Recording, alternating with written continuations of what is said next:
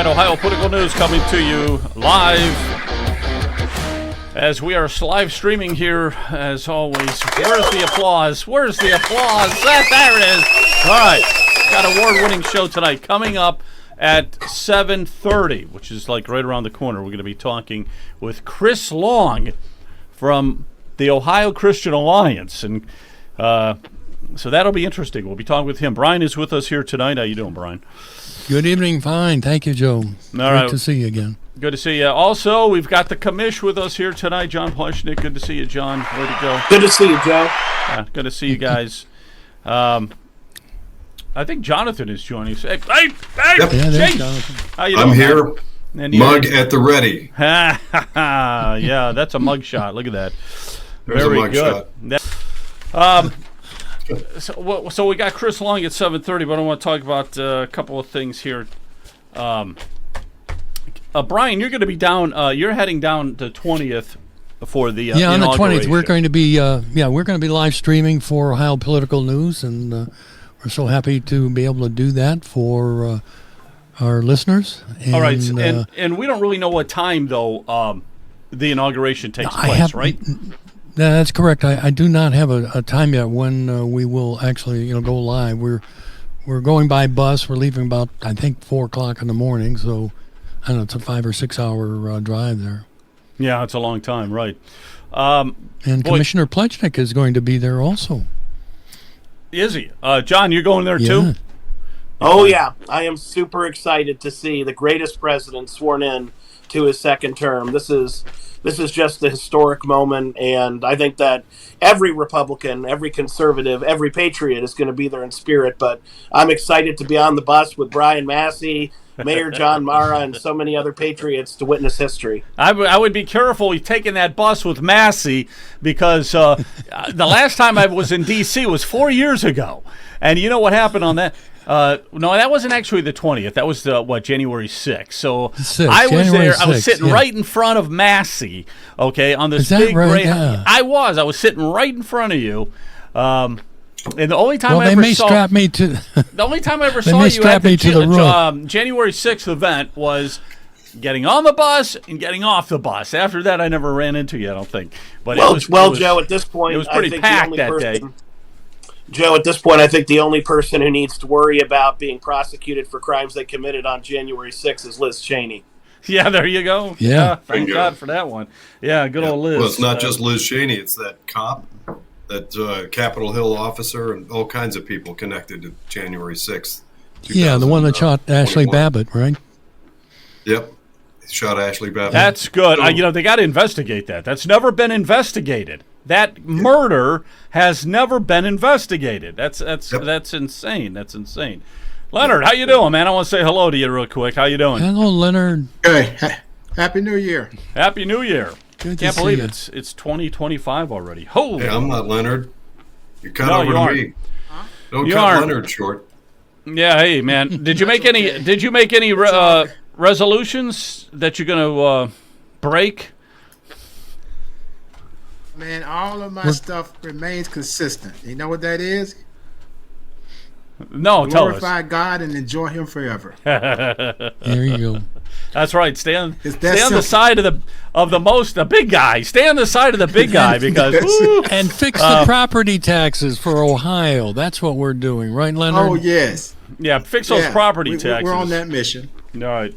So in heaven there ain't no beer and there ain't no property taxes either. That's what I've been told.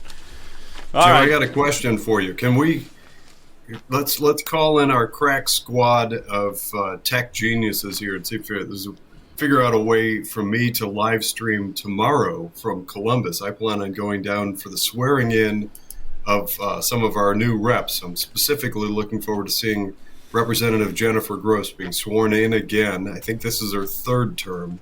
She's one of the good guys. Yeah, she's great. She is great. Solid. And, she is great. So, okay, she's going to be sworn in at the State House. So she's getting sworn in tomorrow, and then there are a bunch of other things that are happening. But I'll be there. If I can figure out how, with my limited tech understanding, to capture some of the video. I'll bring it back for an episode. Yeah. I guess, yeah, that's good. Maybe the best thing to do is just use your cell phone for now. We'll have to teach you how to use the the bigger cameras and stuff. It's not that easy. You can't really be taught instantly. It takes a little bit of trial and error. And ask Brian. So but we're trying to do more of that. We're trying to do more where we get the big camera out and we're out and about, roaming reporters and stuff like that. All right. Like it. Let me get your thoughts on this real quick before Chris joins us, and that is JD Vance, of course, is vice president now.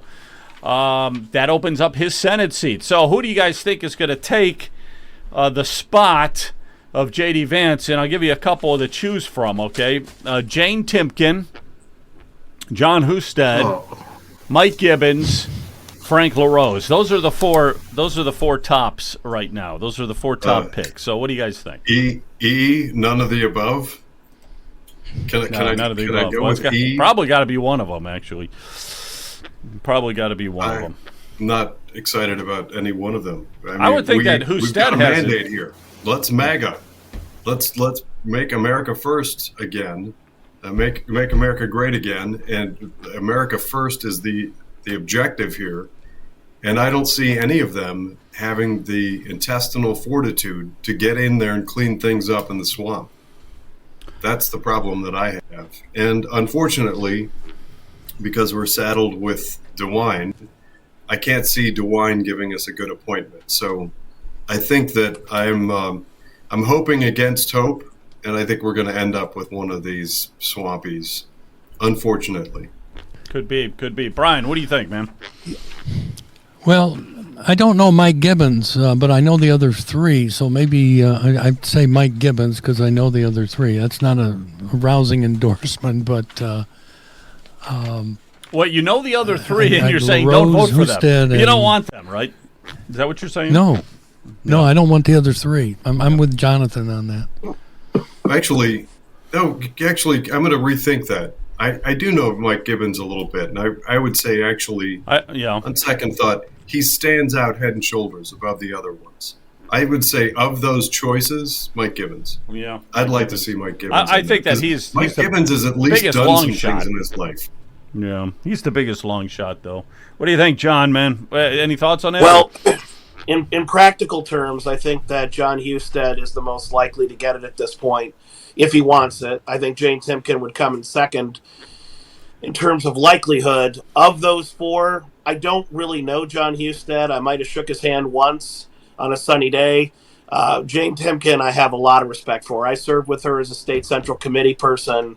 She was Trump's pick for Ohio Republican Party chair, and I love the heck out of her. Mike Gibbons is a great man. He serves on our law school's board of visitors, so I've gotten to see him lead. And let me tell you, whether it's on a law school board or public policy, he's the same guy, and he's a true conservative. Frank LaRose is a good man. I understand that we all have our differences, and there are some decisions he made in the past, particularly in 2020. I think, those on this call disagree with virtually every decision that was made by Ohio in 2020. I certainly do. But I think Frank's a good guy. At the end of the day, if I were governor, I'd probably choose Jane Timken. But I think, ironically, the one person I know the least, I would say he's the front runner. I think John Husted has it if he wants it. Let me play. Gotcha. All right, let me play this. It's one of the most important decisions Governor Mike DeWine has to make soon. Vice President-elect and current Ohio Senator JD Vance will need to resign, opening up his coveted seat. Previously, the governor said he's looking for someone who could win in the 2026 special election, and then again in 2028 when the 6-year term is up. Republican strategists, consultants, and lobbyists all told us their thoughts. The likely choice, Lieutenant Governor John Husted. I've been trying to nail down DeWine on Husted for weeks now. However, the governor and LG team confirmed exclusively to me that the pair were in Mar-a-Lago recently to meet with President-elect Donald Trump and Vance, but would not comment about their conversation. However, at the breakfast, DeWine said this about the appointment. I've spoken with Donald Trump. I've spoken with JD Vance. But if it isn't the LG, the most popular names floated by strategists are RNC Committeewoman for Ohio, Jane Timken, Ohio Treasurer Robert Sprague, and State Representative Jay Edwards. Yeah, I don't know about that Edwards. I have only on that broadcast. I think that was Channel 5 or something. Have I heard Jay Edwards' name mentioned? The important thing also, though, is whoever is chosen has to defend that seat. And the Democrats, I think they're going to use Sherrod Brown again. I mean, and Sherrod Brown is a strong Democratic opponent, very strong. So whoever you throw in there. And if it's not Husted, then you better put somebody in there who is strong and can win. Yeah, what's Leonard think? You didn't ask Leonard's opinion. I mean, I know he's got an opinion. Leonard, who do you think? I like Mike Gibbons. I've known him. I've talked to him, and he's pretty straightforward. At least what I've witnessed since I've talked to him. It's been a while, but if I had to take a choice, I'd choose Gibbons over all of them. Yeah. Yeah, I think I would too. I think a lot of us would. The thing is with Gibbons, I don't know if DeWine likes Gibbons very much. I've never seen I've never seen a closeness between them. I just don't. And DeWine's going to pick somebody who he. He's going to pick somebody he likes. Yeah, somebody he likes, somebody he's hanging out with all the time, things like that. Chime in with just a little perspective here. This is my take on the situation where we are. And I wish more people would embrace this thought process. We talk a lot about politicians that we like. They're likable. This is a nice person. Frankly, I'm at that point with my exposure to politics. I don't care anymore.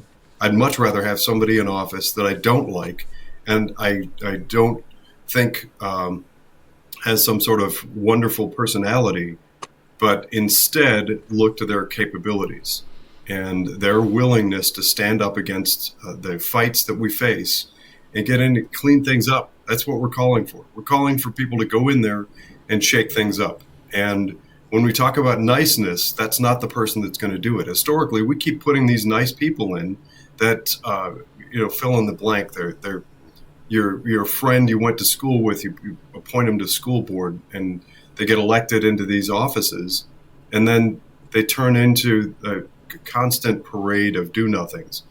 Connected to that, when we talk about this concept of good at fundraising, and that's typically what's attached to Jane Timken and people like her, let's be honest about what that represents. Those are people, when we talk about draining the swamp and getting the focus of our representatives back on we the people and away from corporate interests, the people who are good at raising money, the money has to come from somewhere. And who is it that's writing the check to get that elected representative into office? What is the PAC? What is the corporation? And what's the agenda behind it? We can't have both.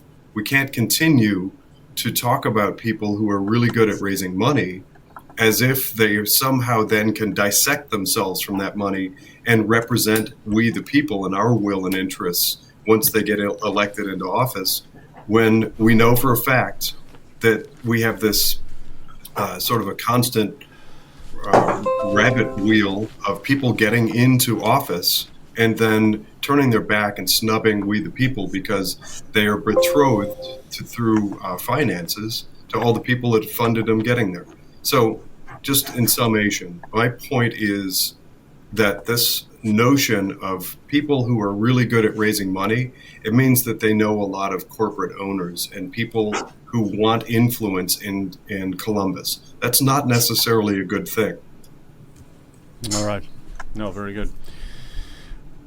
All right. Well, let's go to, I think we got Chris with us here tonight. How you doing, Chris? Good to see you, man. I'm fine. Can you hear me okay, Joe? Yeah, I hear you. Say a few things in Spanish. Let's make sure that we have the microphone set right, okay? Sí, that would be my son. My son is learning Spanish. That's not me. Yeah, well, it's good. Hey, we haven't really talked since the election, so that was a pretty darn good election, even though it seems like it was like years ago. We did really well. Obviously Trump with Bernie Moreno getting across the finish line. That was pretty good. I lost Chris. There you are. So with Bernie Moreno getting across, Supreme Court justices, we got 3 Republican Supreme Court justices that made it through issue 1, failed, thank God. So a lot of really good things. And one other thing, too, maybe you'll comment on it later, Marcy Kaptur's seat, she almost was defeated by Derek Marin. It was like less than 1%. That's got to be a hot seat in 2 years. We got to pull that seat out from underneath her and claim that congressional seat. But how are you doing? I'm doing fine. Happy New Year. Yeah, Happy New Year to you and the listeners, viewers. Yeah, exactly. It was a tremendous election victory for us with obviously President Trump not only winning the Electoral College, but the popular vote, over 80 million votes nationwide, which really kind of shocked, I think, the Democrats, and it just stifled them in saying any kind of rebuttal, because it wasn't a squeak in, it was a mandate. That's been playing out over the weeks since the election down there in Mar-a-Lago. And with all the guests and international guests that he's having come in, and actually, quite honestly, heads of state from foreign countries. The president of Italy is there tonight with him. Wow. And so, it's just Well, been let great. me ask you a question on that. Are you the least bit concerned? Because he's got people coming in everywhere, back door, front door, people parachuting into Mar-a-Lago. I mean, I've never seen anybody throw so many parties, so huge parties, with so many dignitaries and everything, but yet he's been 2 assassination attempts already. Let me ask you, are you worried at all about, let's say, January 20th coming up? Do you think that there's anything to be worried about with the inauguration?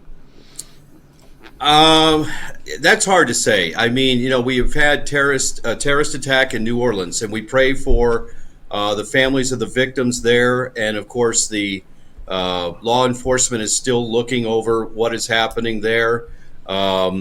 It may have been a single individual that was radicalized. His family seems to testify to that over the last 6 months he became radicalized. And, that can happen. I mean, people get involved, even apart from Islam, people get involved with cults, and the change in their lives happened pretty drastically, either for better or for worse. In this instance, obviously, with radical Islam, it became violent. So I do think law enforcement is on top of that there, not the FBI. You notice I use law enforcement. And by the way, that's a whole other subject. We'll get into that a little later about what's going to happen with the FBI, because there's going to be great reforms that happen there. Kash Patel, I'm very encouraged that he is the nominee for the Justice Department. I think there's going to be great reforms there. But just back to the election, that here with Bernie Moreno, the defeat of Issue 1, we learned a lot about this election. Of course, the sweep of the Supreme Court. And by the way, congratulations to this program that informs people on these issues. And all through the summer and into the fall, you were on top of it here with this program to bring to people's attention the importance of Issue 1, basically all 3 Republicans winning on the state Supreme Court. Of course, the U.S. Senate race. So all of that really goes to the grassroots. It was a huge victory for Ohio and, of course, the nation. So, of course, we're delighted. But I agree with you. Obviously now when we look post-election, and President Trump is using Mar-a-Lago as kind of like the focal point. And, I was thinking about that maybe there's a little bit of, this was the place of his home that was raided by the FBI. This is a little bit of him saying, this is where it's happening. If you want to meet with me, we're going to meet at Mar-a-Lago. Notice what was the first Trump term? You met him at the tower in New York, right? Now you're meeting him in Mar-a-Lago. And I think because of all that, he's really making a statement here about if you want to be where the center, the nexus of the Trump universe is, you're going to come to Mar-a-Lago, which that's fine. That's his privilege. But we pray for the president as we head towards the inauguration. And we're counting the days down. What is it, 15 starting tomorrow, right? Yeah, it's real close. Let me ask you this. Speaking of Mar-a-Lago, DeWine and Husted were out there, and they met with Trump. Is that seal the deal then? Is Husted going to be the one taking JD Vance's place? I have a question. I have to ask you. Where did you see that Houston was with DeWine at Mar-a-Lago? Was that this last week? In the last few days? Where was that? Yeah. There's a report also. Let me just play It's this. one of the most important decisions Governor Mike DeWine has to make soon. Vice President-elect and current Ohio Senator JD Vance will need to resign, opening up his coveted seat. Previously, the governor said he's looking for someone who could win in the 2026 special election, and then again in 2028 when the 6-year term is up. That's important. You got to get somebody in there who can. Republican can strategists, consultants, and lobbyists all told us their thoughts. The likely choice, Lieutenant Governor John Husted. I've been trying to nail down DeWine on Husted for weeks now. However, the governor and LG team confirmed exclusively to me that the pair were in Mar-a-Lago recently to meet with President-elect Donald Trump and Vance, but would not comment about their conversation. However, See, they were there together. They actually, they went down there. So I don't know. Does that kind of seal the deal? I know that there's Jane Timken. No. I'm going to say something here. Okay, so that's interesting. People are reading into that, and I got some communique today from one of the, I would say, candidates for this appointment. All right. If you go to the Ohio Christian Alliance Facebook page, you will see that we highlight 4 individuals we think that are on that short list. That is John Husted, Frank LaRose, Jane Timken, and Mike Gibbons. And the reasons for, and I think Jonathan was referencing about the money that's needed to run for re-election. There's no doubt about that. That's one of the criteria. Does that individual have the ability to run and have resources in the next 2 years? Because not only are they going to be appointed, they have to run for re-election in 2006. They have to turn around again and run again, and they have to be electable, okay? So those are the 4 individuals, and they all have their plus and minuses. Now, he may surprise us and come outside of that realm and appoint someone else, but I didn't think that John Husted was going to be a consideration because he's so focused on running for governor. He has amassed a $40 million war chest for that effort. Now, there may have been something in the polling that he doesn't like what he sees of the 2026 gubernatorial race, that, getting the appointment to the Senate might make a lot of sense for him. It's an easy segue to enter into that and then run from there. So that I would only say if that happens, it means that he saw something in the polling that was concerning to the Houston campaign for governor of 2026. If not that, then I think that I wouldn't read a lot into that. Everybody's going to Mar-a-Lago. Okay, I think that was the reporter reading into it. And then again, people that would like to see John Husted not in the race for 2026 are making more ado about that. Thank you for sharing that with me, because I was like, where's this report coming from? And it's coming from a report from a reporter, and that meeting could have happened any time in the last few weeks. I mean, you could read anything into it. Okay, Frank LaRose had breakfast with the DeWines 2 days after the election down there at, in Cedarville. You can't read anything into that. The governor's meeting with people. There's a number of things that are happening. It's funny. It's one of the best held secrets right now, because some of the people I talk to, they really, the governor's not really showing his hand. So again, it's his choice, and he's kind of playing a little bit of the drama. He gets attention this way, right? But I do think that we might see something this week, of course, because once JD Vance, and we put this out in a statement, once he is there for the certification of the vote on January 6th, then his duties at the Senate are done. He may then announce his resignation from the Senate so he can focus on the vice presidency. So we expect him to do it this week. It'd be interesting if for some reason he didn't. But we'll see. I mean, so stay tuned, as they say, right? Monday's the certification of the vote. That's if Congress can get back there with this winter storm bearing down on Washington. And you know how that city shuts down with just 2 inches of snow, right? Right. And I think they're going to get 3, 4, 5 or something. Now, who knows? Yeah, I got what you're saying. there. So let me throw it. I got a few other people here. Let's just toss this thing around a little bit. John, let me go to you. You got anything you wanted to ask Chris about? So, Chris, what I would ask is, many people are saying the reason why this focus on John Husted has become so real is because Vivek Ramaswamy has floated running for governor, and maybe that's the change in the calculus. That's a good point. Well, that's true. Vivek Ramaswamy is floated out there that his interest in running for governor. But I got to tell you something, and I hope that you gentlemen are up to speed on this, on the H-1B visa blow-up that happened over the Christmas holiday, because it was huge, as Mr. Trump likes to say, but not in the way that he was wanting. There was a lot of MAGA, Steve Bannon, Charlie Kirk, others, Laura Loomer. I mean, they were going off on Elon Musk, and the president doubled down on the H-1B visa. And Ramaswamy put out a statement. I'm telling you, I found it offensive. He discouraged the American worker. He disparaged the American worker. Any opponent of Vivek Ramaswamy going forward is going to use that as a statement against his consideration for governor in the state. He has a number of other things as well. Quite honestly, I'm not sure that how evangelicals would rally around, quite honestly, someone who is a Hindu practiced person who believes in polytheism. You could say, well, faith is faith. Well, look, I'm a Christian. I represent a Christian organization. We represent evangelicals around the state. So, this business in MAGA, they kind of like, they showed us the side of the bus, side of the bus, I would say off the side, maybe even under the bus. If you're a pro-life or evangelical this go around, we get it. We understand where things were. But the fact is that that's a big group when it comes to running for governor in the state. Just ask Dave Yost, because he's running on that Evangelical Christian Foundation as he runs for governor, and he's expecting them to rally around him. And so Vivek Ramaswamy in a primary, he's going to have to live with those words he just put out there, and there's no retracting it. It's out there. So, leading up to that, that's a possibility. But I'm going to say, listen, Mega, I'm going to tell you something. You guys are, it's huge, Joe. Have you been watching it? It's Steve Bannon, it's Charlie Kirk, it's all over the place. Listen, it's huge. Yeah, it's huge. It's huge. Now, listen, you told me that the Christian vote wasn't going to come out for Trump. Now that we have that on tape. I have that on tape. I have to dig it up somewhere.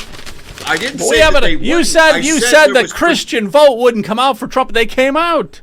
Right? No. That's not what I said. I said it was projected. I gave you the reports that there were those who were analysts, which were the one statistician saying that evangelicals looks as if they're not going to vote, but they did. I agree with you. Look, I'm full time at it. We encourage the vote on this program. Yeah. And always we're encouraged the folks to vote. Now that was. The one statistician, he did a report, and it was like nationally and all that. I don't know all the factors that were in there. And that was, by the way, Trump considered that as a concern late in the campaign because he spent time in those final weeks with evangelicals in the South, in North Carolina and some of the battleground states, South Carolina, North Carolina, other states that were battleground states. He spent time with evangelical leaders because he was concerned about that very report. So that's why we brought it up on this program. But no, go back and play the tape. I didn't say that evangelical. One second here, and then I'll get to you, Brian. One second. But you were talking to Mike Johnson. We got this on it. We got this. Actually, I got that off your website. You're talking to Mike Johnson. So you were down there. No. And I do. Let Brian talk, but I do want to get into that. What do you think of Mike Johnson and this whole speakership and that all that took place? But let me just Brian, go ahead. Yeah, I just wanted to ask Chris. There may be some listeners that don't realize what Vivek said.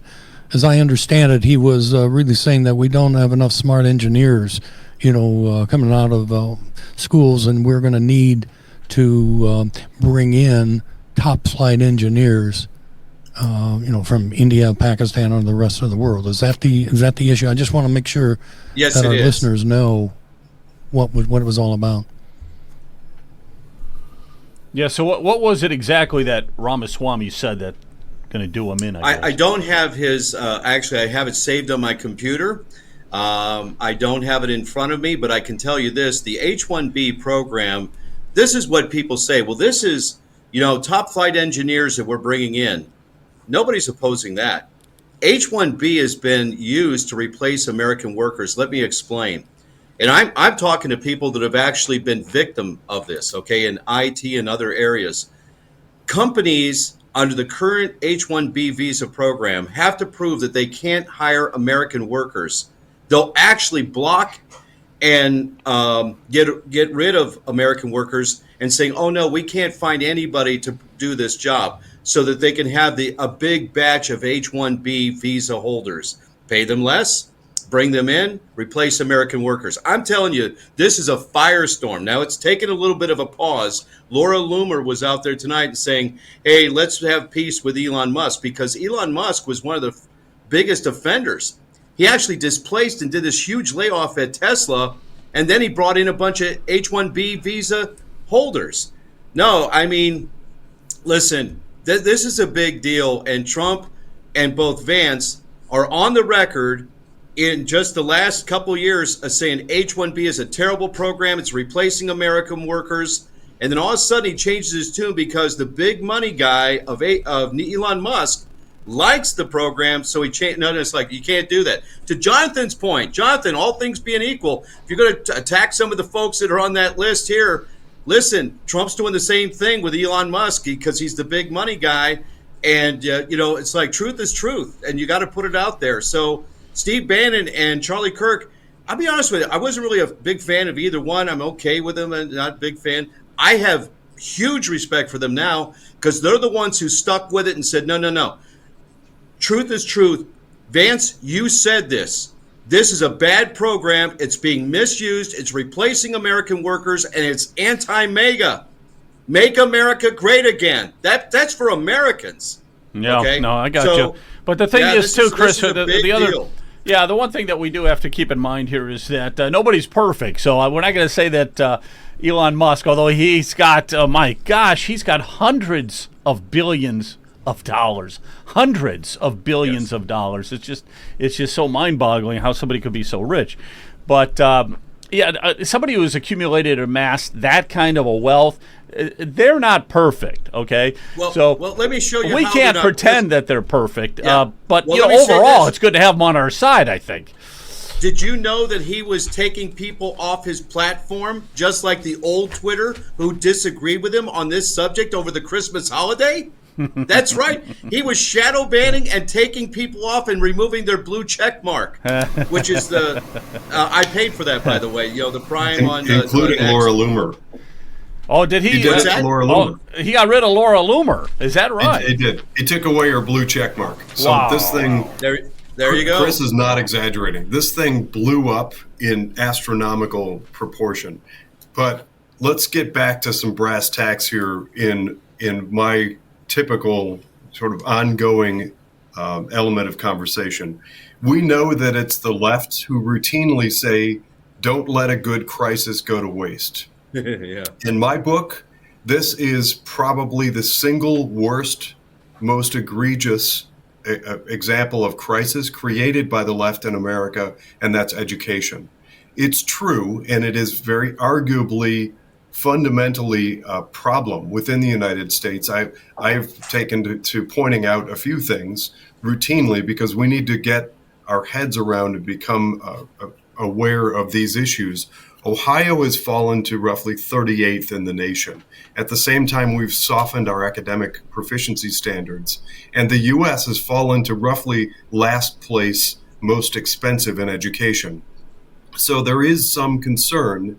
I'm not giving legitimacy to the things that Elon Musk and people like him said about Americans because it's not always an apples to apples comparison in academic standards, especially when you start looking at Southeast Asia and places like it.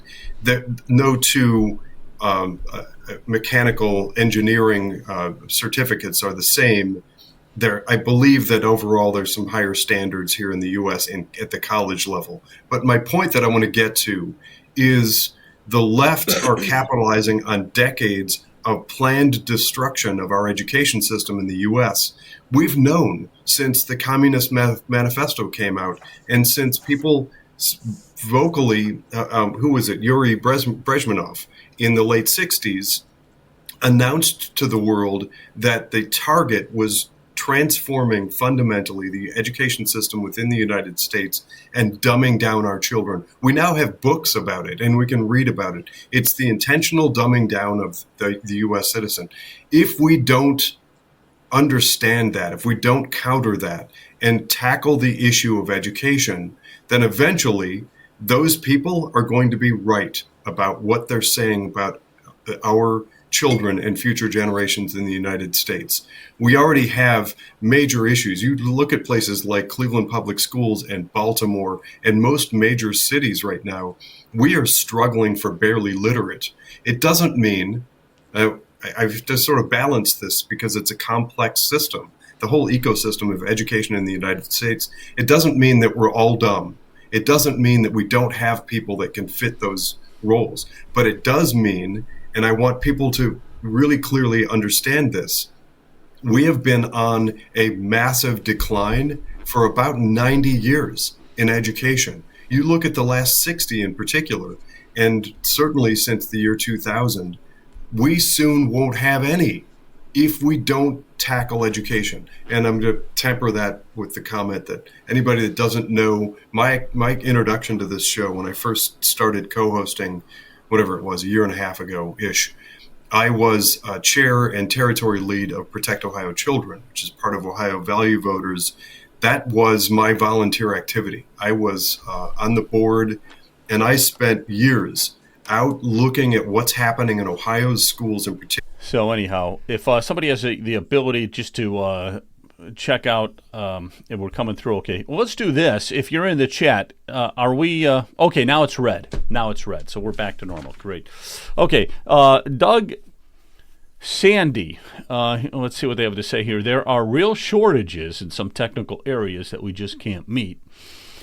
Yeah. Can't or don't want to. Well,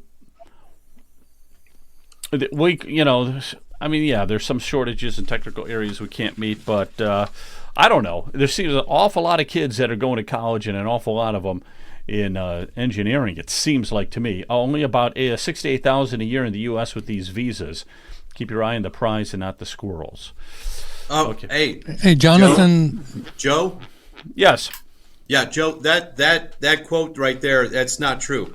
They're giving you a lower number of how many people are getting these visas, by the way, from the current Biden administration. The real numbers are going to come out, and it's huge, okay? Yeah. How many they're giving them. So it's a big debate. I didn't want to get into that. However, I got an earful from my son, who's in IT, and he said his group chat, okay, and he's in 41, and I got to tell you, I mean, it's blowing up. So it's going to be a big deal. And I think some of the older folks, my generation, don't get it. But for younger people who have gone through school, gotten that college degree in IT, engineering, and other things, have been displaced because the company wanted more H-1B visas and had to prove that they couldn't hire American workers. What does that sound like to you? Don't you see that you block the American worker that is qualified because you want H-1B visas? This thing is not going away. It's going to be a huge deal. And Elon's on the wrong side of it. And quite honestly, that's a whole nother big deal about how he views workers and things like that. It's just, okay, it's a big deal. I don't want to get into all that. Yeah, I got it. Let me just say one thing real quick, because my son went into engineering and he did get a job. And the one thing I asked him was, I said, how much of that engineering degree are you utilizing in your engineering job? And he said, none. Okay. It's like, so I think I think this is a little bit of an excuse too. I really do. When you get into when you get an engineering degree, it doesn't piece and puzzle together perfectly for the company you're going to work with or anything like that, So that to me, I think is I would ask people to go to my Twitter feed, and there was a reposting of a report on the H-1B visa program. This gentleman posted up. Jonathan, you may have seen it. He did a comprehensive report. He said, I went into this thing kind of skeptical, but he said, now I've got a lot of questions.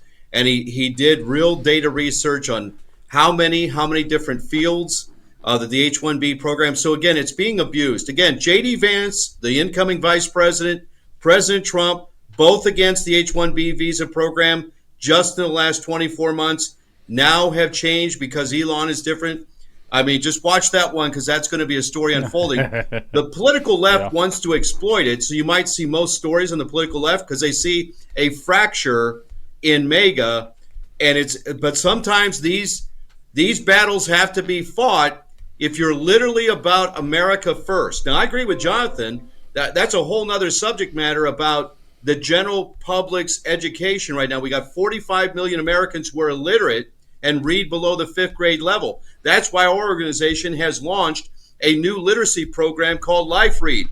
We're going to do volunteer reading tutoring and volunteer literacy program tutoring across the state, utilizing our church network. I'll bring you more updates on that. We're very excited about it. It's called Life Read, and you can just go to liferead.org to learn more about it. But we're very excited about that program. But I want to read this statement to you that we put out this week because Brian's going to want to hear this. It's about real estate tax reform, which did not get done in the lame duck of the General Assembly in the Ohio that just closed. And we're going to put pressure on the legislature, local officials, and a possible constitutional ballot measure in the fall. Here's what it says. Oh, excellent. Let's hear it. Yep. Real estate tax reform will be an issue that OCA will work on in 2025 with citizen groups across Ohio. Inflation and the cost of living are bearing down on our seniors, those on fixed incomes, and young families as they struggle to pay for the essentials. The increased real estate tax assessments of the last year have grown between 20 and 30% for most Ohioans. This not only affects homeowners, but rent increases when real estate taxes go up. Everyone is affected, and the caps on increases that we seek will benefit everyone.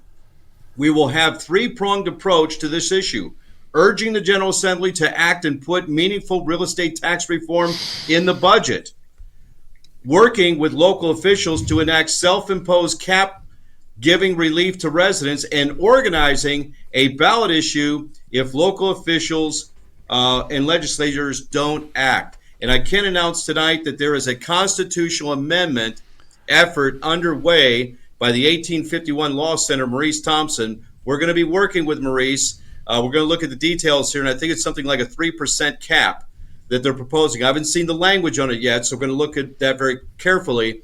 But that's going to be the stick that will get the legislature to work. This is what Brian and others have been working on and admirably for years. And now everybody's feeling the pain. There's groups emerging all over the state right now.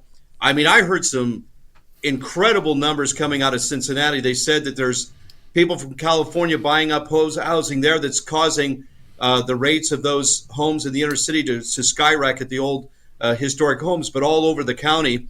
And as a result of it, real estate taxes have just skyrocketed. She said 30%. She said ours have skyrocketed far beyond that. So it varies around the state. It's a huge problem.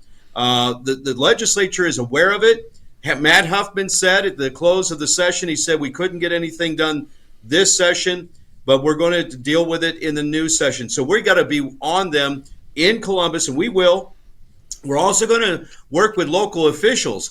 People need to keep their local officials accountable. I had one senior member of the administration say to me, he said, just because the assessment went up doesn't mean that local officials have to collect that and that they could actually put a self-imposed cap. And I think we're going to have people going to city council meetings and county commissioner meetings and saying, you need to put a self-imposed cap. We need relief. We're buried under this recession currently and inflation rates and the cost of living, and you need to give us a break. If you don't, we're going to remove you from office. We'll unelect you. So I think that this will be a full court press on the local level, state level, and then with a constitutional amendment effort that we desperately need if we're going to change things for real estate tax in this state going forward. Yeah, okay. I want to get Brian in here for a second. Yeah, thank you very much. Chris, we're going to be following up with you this week, and Leonard and I and a few others are going to meet and have a strategy session, but we'd like to coordinate it with you and others around the state. We agree 100% with what you said there, but I want to make sure that we don't have 5 or 6 different strategies. I would like to meet with this group. What was it, the 1851 group you said, or something like that? Yeah, the 1851 Law Center. Maurice Thompson is chief counsel there.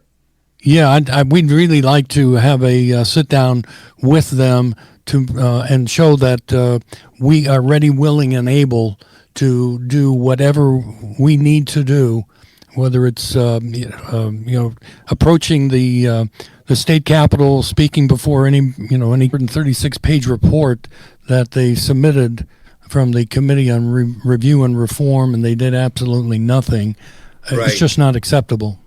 Not acceptable at all. Well, the thing is, too, I just want to toss this in also, that we need some real substantial progress made in this. It just can't be, you're going to lower your tax bill a little bit here or there or put a Band-Aid on it. This is just killing people. It's got to be something, it's got to be, very, very substantial that our chat, I just saw I saw the note on the chat where there's got to be a groundswell of voters. I agree 100% with that. And we're going to do that with Chris's help and a lot of other people, throughout the state. We're gonna make sure that the legislators know we mean business. Absolutely. Well, you got to mean business. You can't be a nice guy. We've talked about this. You cannot be a nice guy when it comes to politics. You've got to get out the pitchforks and the torches and you got to go for it. You have to. That's the only way you make any progress when it comes to politics. Okay, and they have to know that that they can be primaried. A lot of your state reps, they may be in a Republican district. Fine, we'll get a different Republican, and you're going to have to go out, raise money, and it's going to be a hellish, situation for you. They don't like that, and right. So that's how you have to play the game. But listen, one thing, there is not an option here. There's not an option. The people, the homeowners, cannot afford these massive increases in property taxes. That's right. And it's not like electric or water or something. They take your house away if you don't pay it. So just. Well, Joe, I was always of the mind. That's I thought, well, we'll give the legislators, let them know that they've got to come up with the solutions. They're not going to come up with the solutions. It's going to have to come from the grassroots, whether it's the 1851 or any of the other ideas that we have. But first and foremost, they've got to be able to simplify this whole system because no one understands it, including the legislators. And I understand that there's some new reps coming in, but they're not. They don't have the right mindset. They think it's a matter of, well, all we have to do is tweak this and tweak that. No. You can no longer just work around the edges. There has to be some substantial changes up and to, including elimination of the property taxes. Yeah, because I'll tell you what, this was not a small tweak on their part. I mean, they just crushed us with a tidal wave. So the legislators have got to do something. We got to push this back. I don't even think the property taxes is the way to go. I would like to see them eliminated and then just raise maybe the sales tax a little higher, or however higher you have to, and then just downsize the government.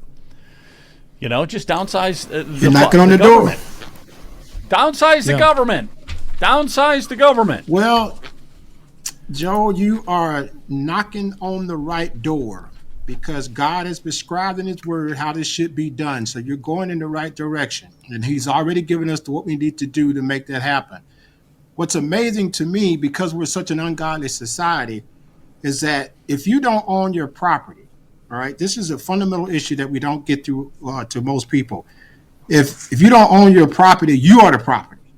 So basically, the government is controlling you. So to me, we think we have this representative government that's representing the individual, but it's just such a big illusion. We've just been duped. And what's really interesting is I don't even think when people understand the word freedom and liberty, I don't even think they can relate to what I'm saying. Because right now, if you're just a renter from the government, all you are is just the government's property. End of story. And that is unacceptable to me, and it's ungodly. And God has made sure in his word that if you do not obey his commands, it's going to inevitably fold like a cheap suit. I don't know when it'll happen, but it will happen. Yeah, I'd like to address that last chat with Doug Sandy. when he says you can't calculate your property taxes and nobody really understands. I would agree with Doug there that you really can't individually determine what your taxes are. But most of the 60 to 70% of the taxes are going for schools. And because of this, the way that the legislators have written this 20 mil floor in House Bill 920, that's causing all of the huge increases because of the 20 mil floor. It's being treated like inside millage. And I think if it's treated like inside millage, it's inside millage, and that's a violation of the Constitution when they say inside millage cannot be any more. All right. Brian froze up. Who else is with me? Yikes. This must be on my end. There we go. For vocational education that's not subject to House Bill 920. So the schools are the ones that are causing the problem. And when you look at what happens in the proficiency scores, the schools promise equality of opportunity. That's what they preach.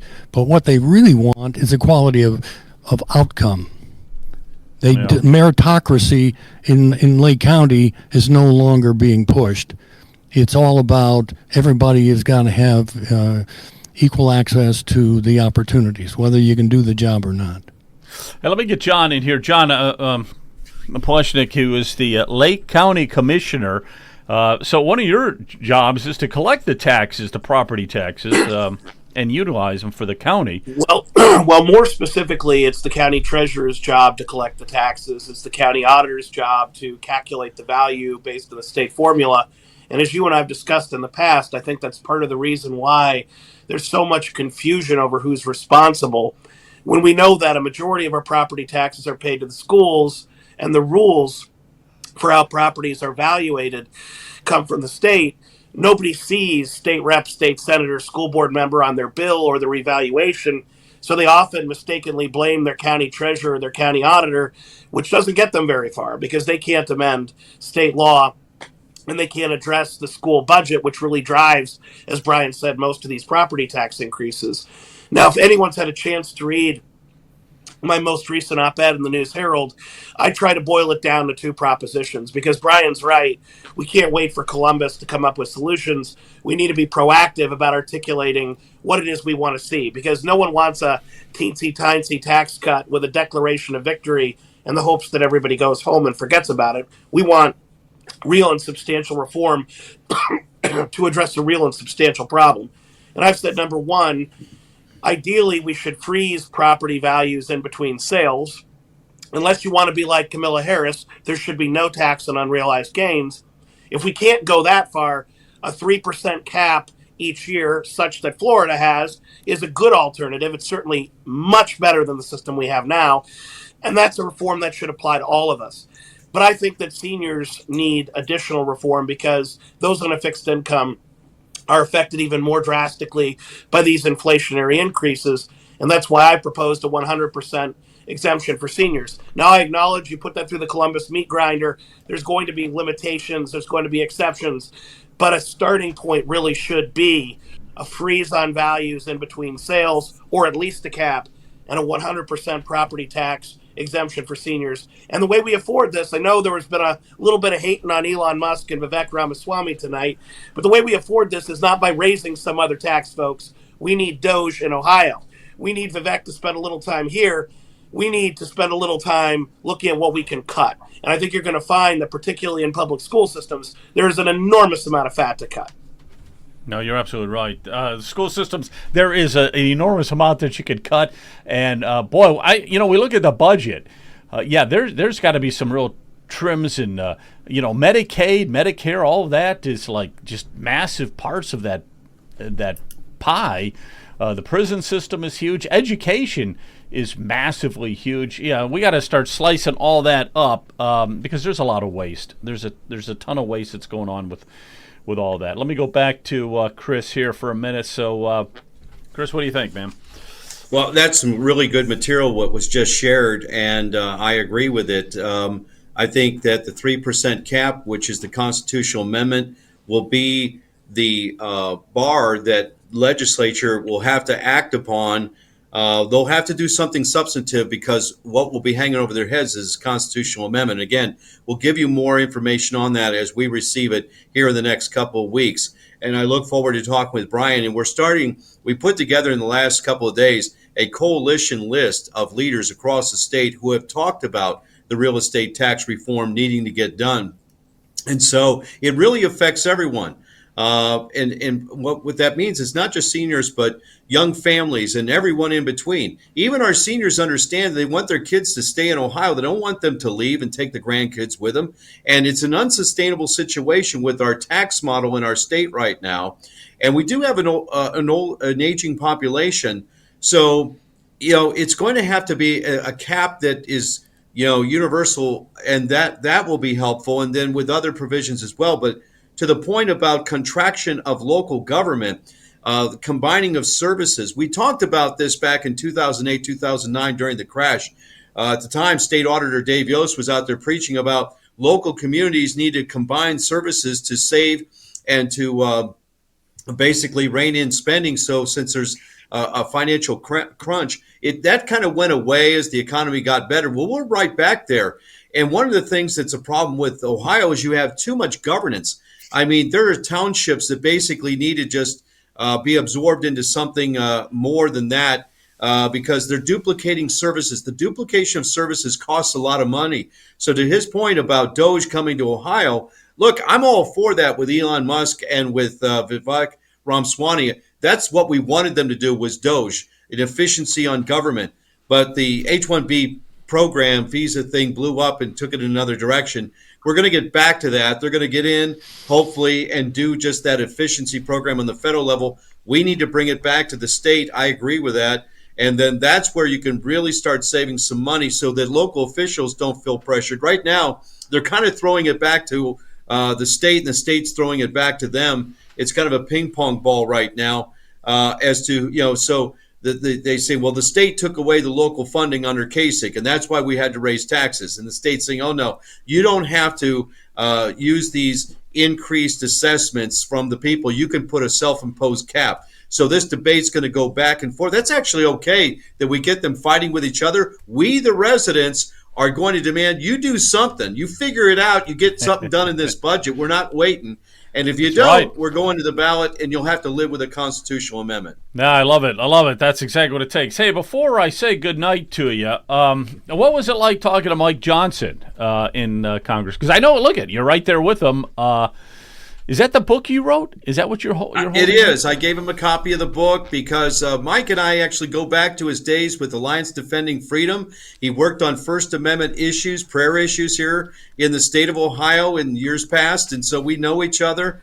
That actually was a meeting in Hudson, Ohio this summer, and I got the chance to see him in a reception, and we kind of caught up a little bit. But we're praying for Mike. Obviously, he was under a lot of fire because, the Democrats were controlling the Senate. He's controlling the House. Even Max Miller, who was a critic of Mike Johnson early on, came around and said, look, I think he's managing his affairs very well, considering he only has a 3 or 4 seat majority, the smallest in the United States history in the U.S. House. Wow. Now that he has a Republican leading the Senate and a Republican president, you're going to see a lot more conservatism, a lot get done with Mike Johnson. He is actually a very brilliant young man, and he's going to get a lot done. I think people are going to like the results they see with the second term of Mike Johnson as Speaker of the U.S. House of Representatives.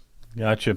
Well, Chris, thanks again for coming on. I'm going to let you go. Thank you again. We'll have you on real soon again, okay? Going to have you on real soon. God bless. Thank you, Joe. God bless. Thanks, everyone. Nice talking. Thanks, Chris. Thanks, Chris. God bless you, man.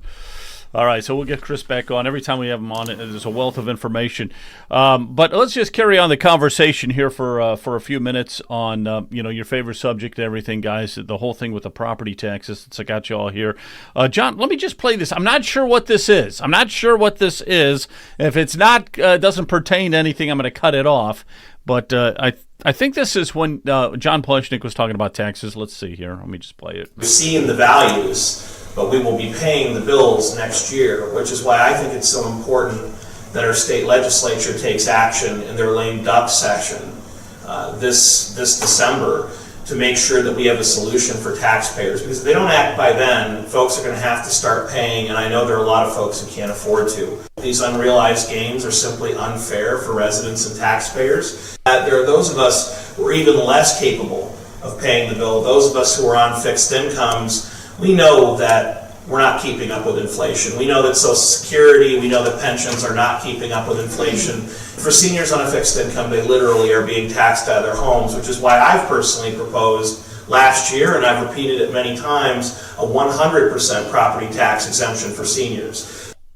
Okay, so that does pertain to what you were talking about and everything. I think I got that off of Lobbyists for Citizens website. That's how I think I got it. But I saw it there and I said, it's got to pertain. But anyhow, so let's just continue on with the conversation for a few minutes here tonight. So real quick, first of all, Brian does great work covering this issue. I encourage everyone to keep going to www.lobbyistforcitizens.com. But I would also like to add one of the groups that has coalesced in response to this property tax issue in Cuyahoga County is Citizens for Tax Reform. They're actually having their next meeting on January 25th from 1 to 3 p.m. at the Hungarian Church. They're putting the details out on social media. I will be one of the speakers at that event, and it's so important that all across the state we come together with a strong and polite, I'll say polite, demand. We no longer need to be asking. We need to be demanding reform now because the bills are due. And frankly, our legislators are late. The homework assignment is late. Gotcha. So that's Citizens for Tax Reform. Where is it at again? Where's it going to be? It's going to be at the Hungarian Church. They're a group out of Berea.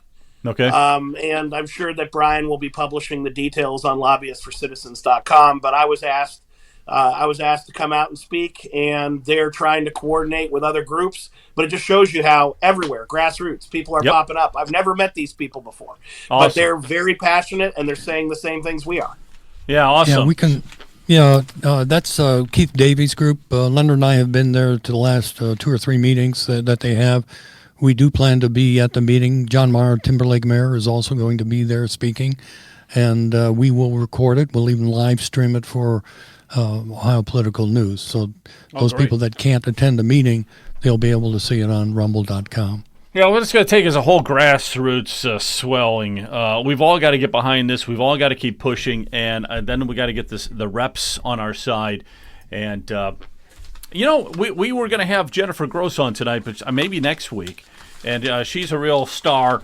But I know that targeting 7:30 next week. Yeah, 7:30, and it's going to be great. But she had actually said one time that she's for tax reform. I don't want to put words in her mouth, but it sounded like she was for this reform of property taxes and everything like that. But she made it clear that it's got to be from the grassroots, and they've got to push the legislators if they want it to happen. Yeah. So our listening audience, and of course my colleagues on this show, let's prepare some questions and some things that we would like to ask of Representative Jennifer Gross when she joins us a week from now on next Sunday at 7:30. We're targeting 7:30, but stay tuned. We're going to lock in that time and looking forward to getting some Q&A with Representative Gross, including, but not limited to, medical freedom. So we just saw what happened. It blew up all over X and social media. We finally pushed through some medical freedom legislation, and it got onto DeWine's desk, and DeWine vetoed it. He vetoed significant portions. Well, actually, first it got slaughtered in our state Senate. So we had a whole bunch of people held it up, neutered it was House Bill 73 for Ohio medical freedom. And let me be clearer about that. The title of the bill is not Ohio Advocates for Medical Freedom. They're one of the supporters, and they helped create some of the legislation. Stephanie Stock has been on the show talking about it. Representative Gross put forward that bill, but ultimately between the Senate and DeWine's desk, the thing just got cut to shreds, which is very, very disappointing. And then we had media outlets that lied about the darn thing. So I personally plan to cover that a week from tonight. But I want to go back for a minute to the whole thing about our property taxes and where it goes. It is true at the individual level, as Brian said, to figure out exactly what you're paying for when you pay your property taxes. It's just a big lump of money that goes into a big pool, and then it gets divvied up a whole bunch of different ways. However, we do know in aggregate, in general, something around 60% of it goes to pay schools. So here's a question that I have, and taking this back to my earlier comments about our degraded education system, it is not even a shell of what it used to be. And we seem, in my book, it's so frustrating, I keep pointing it out, with this parade of new construction that's been happening for decades all across the state. We have all of these pretty looking buildings all over the state of Ohio that are churning out undereducated and tormented children on every level. I mean, especially Ohio, what are we, like fourth now in child trafficking, anxiety, alcoholism, depression, sexual confusion, whatever. You name it, we're doing it all wrong in these pretty looking buildings. So here's my question. And this just occurred to me listening to my colleagues here speak earlier about our tax situation and the 60%-ish that goes towards schools. At what point do we cry foul? At what point do we call it fraud? It, to me, is clearly a money laundering situation. I will call it that, and I do, all over social media. It's money laundering. When you have that level of growth in the quote-unquote administration and constant, ongoing, unnecessary construction projects and all these mass consultants, and then now bringing in all the racism czars, these CRT DEI people, and all the sexual conduct and these supposed quack shrinks they want to try and implant in all the schools.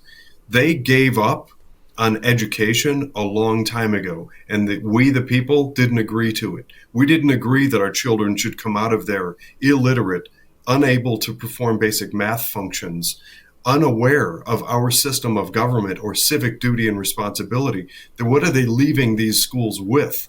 And for me, the point was a long time ago when I'm ready to cry foul. So coupled in with this whole push for maybe trying to get our legislature to do better things, and maybe we can get our county taxing authorities to scale back some of the monstrous increases in taxes, I would take it about 10 steps further and say 60%-ish, around 60% of what my money is going toward, I want clearer understanding of the intended uses of that money, because I can see clearly the fraud that's happening. When we have schools like Cleveland Public Schools at roughly $45,000 per student per year, and many others, Akron Public Schools, Willoughby Eastlake, Columbus City Schools, Cincinnati, and many, many others throughout the state who are overcharging and under-delivering. And here's the last piece of the puzzle, and part of what really sticks in my craw. You have many of these school districts that are sitting on fat, bloated budgets, or fat, bloated surpluses, rather. So when we, the people, are out here struggling to buy groceries and put food on the table and make payments and stay in our home, and we have elderly people who are being evicted because they can't keep up, why in God's green earth do we have these failing schools, this education industrial complex sitting on $5, $10, $15 million surpluses that are now about to get another windfall gain of massive surpluses to sit on? And we all know what's going to happen. They're going to, in a year or two, they're going to go for another levy, and they're going to talk about how they can't afford stuff, and then they're going to want to build new buildings, and then they're going to want to consolidate, and they're going to want new tech. The spending is egregious and awful, and the result is horrible. More people, I believe, should be taking a position like mine and demanding better answers, instead of hoping that maybe instead of next year my tax bill goes up $3,000 instead of $5,000. Yeah, I don't know. I think that we're at the point now where you just say no to any increased levies. Just do not vote yes on any increased levies. And Strongsville, I was talking to Shannon Burns. He was on the show. I don't know, it's been a long time ago, but they put another levy on. They did the research. They had like, I want to say 70 million or something in surplus. It was like, why the hell are you putting another levy on? So some of these schools have a massive amounts of surplus, but they'll put another levy on just because they can actually get it to pass. So I'll let John, anything in closing? What do you think about that? Any thoughts? Back in 2018, I said this, and it's more true today than it was then. If you fire half the administrators and you pay the other half as much, you still have too many overpaid administrators. What Jonathan says is even truer than you think. And frankly, some of these issues really need to be resolved on an individual level. I mean, imagine if you got your property tax bill and you had to put satisfied, pay $3,000, moderate, pay $2,000, unsatisfied $1,000, completely unsatisfied $0, and you can pay nothing. I mean, imagine if you gave people an individual right to actually rate school systems. I mean, there has to be more extreme solutions to force government to cut, because government never saw a dollar it didn't want to spend. So we have to start thinking outside the box. We can't simply say, we hope the bureaucrats will do better this year, or maybe they'll finally listen to us. We need to start implementing solutions that directly tie performance to pay. And if school districts aren't performing, they shouldn't exist. Yeah, that's a good idea. And one way maybe you could do it. Amen to that. Yeah, amen to that. Maybe you create competition with some of the private schools or something. And hey, if the public schools don't survive, they don't survive. But any last thoughts, Brian? Yeah, I agree 100% with what Jonathan said there, and Commissioner Plechnik. I'm looking at the schools when I go to a school board meeting, Riverside School. I get a chance to speak for 3 minutes. Nobody responds to what I'm saying. So, and I look at how much I've spent, over the last 20 years for Riverside School, and I've never had a child go to school there. So I'm asking a question: where is it written that I've got to pay for the education of somebody else's child? If I've got children and I pay for their education, go to a private school where because the public school is not educating them properly, not teaching them cursive, or their math proficiency scores are under 50%, I think they need to pay a price for that, and they will, because we just can't do it anymore, and they will. They're gonna feel the heat. We either stop their funding, or we have the children go to some other school district. I think that the public schools, should compete for the children. So if they're not producing, then the children should be able to go wherever the family wants, because the children belong to the family, not to the state. Yeah, absolutely. Leonard, I'll give you the last word tonight, ma'am. Go ahead. Okay, I'll make it very simple. Going back to my biblical way of thinking, taking money from me, even though you may think it's a noble cause, and giving it to someone else to use, that's called theft. It will not be honored. Inevitably, the system will fail. Now, I like what John was saying about out-of-the-box thinking.